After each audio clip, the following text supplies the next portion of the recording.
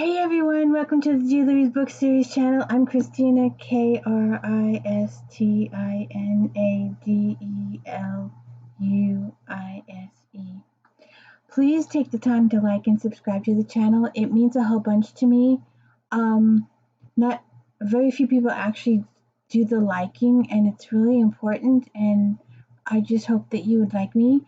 I'm just a simple person reading books and giving book reviews. That's it. I'm not a technical person. I'm not doing all those like and subscribe buttons. So please hang on and check this out. So this was different for me. Lost Books and Old Bones, a Scottish bookshop mystery, Paige Shelton. And it was good. It was good. Now first it started the story started in a bar, which was different for me to start in a bar. Funeral for those individuals who donated their bodies to science. What a nice idea. So yes, that's what they're talking about in the bar. Dang, it was light in here a minute ago.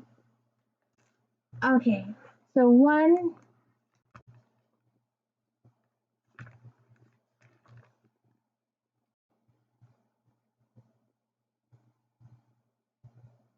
I wonder why.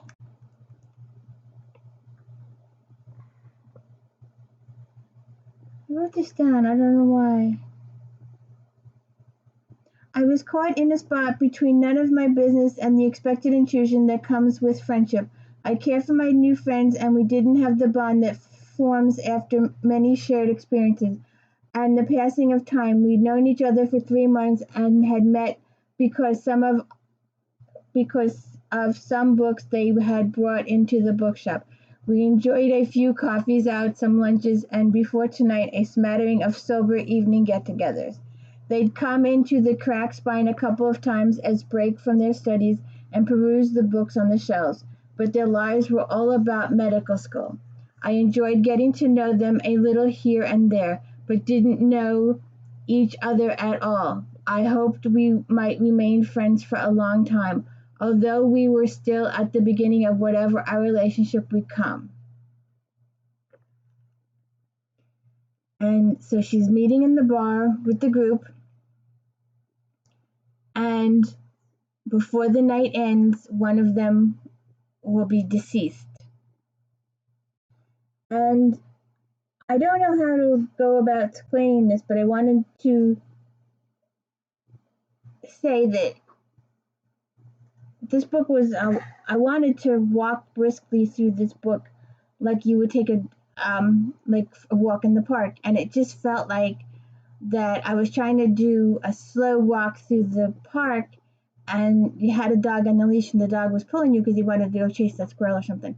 It had that pulling kind of feeling. It was weird, but it was interesting. Let's see. Oh, I guess I'm a bad person. I forgot. Delaney Nicholas, originally of Kansas but settling happily into her new life as a bookseller in Edinburgh, works at the crack spine in the heart of town.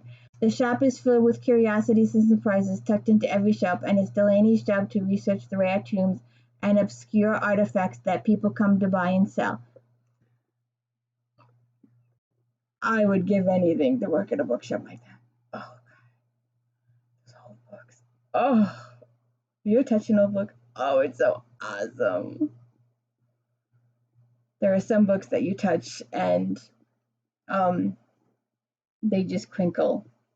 So you have to be massively careful turning the pages. And it's so awesome to touch a book that no one else has touched in hundreds of years. It's so awesome. So let's see. So it has lots of twists and turns. It points the finger this way a lot. And then it changes towards the end that way. And then it's like, well, maybe back that way. Maybe that's... The whodunit is unforeseen, which is cool. It's always good that if you don't see the coming, because a lot of books sometimes you actually see it coming, and this kind of like you watch a TV show and you can see who the murderer, you can see it coming. but you didn't see this one coming. It took a couple of last minute turns. Let me just I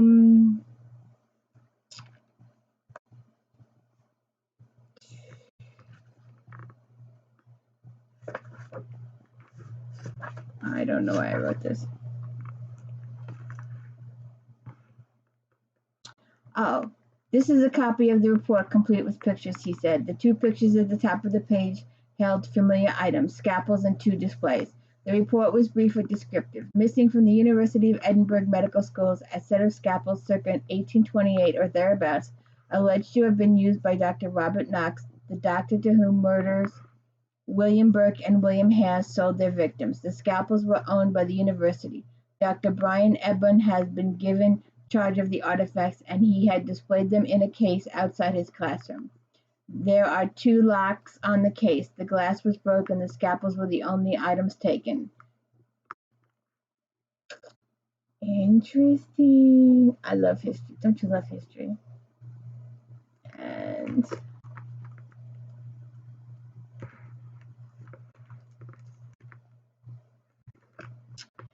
if it's any consolation, she said a second later, I don't think you're a killer, but I do think that, like me, though for different reasons, you are looking for the killer.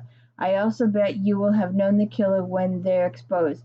There's something wonky about that building and the medical school. I think you're more exposed to what's going on than you're telling me. Bridget, okay, let me rephrase. I think you're more exposed than you realize. If you're friends with them, I bet you've seen things that you haven't put together yet. Listen to those words. Very, very important. And what was my last thing for the...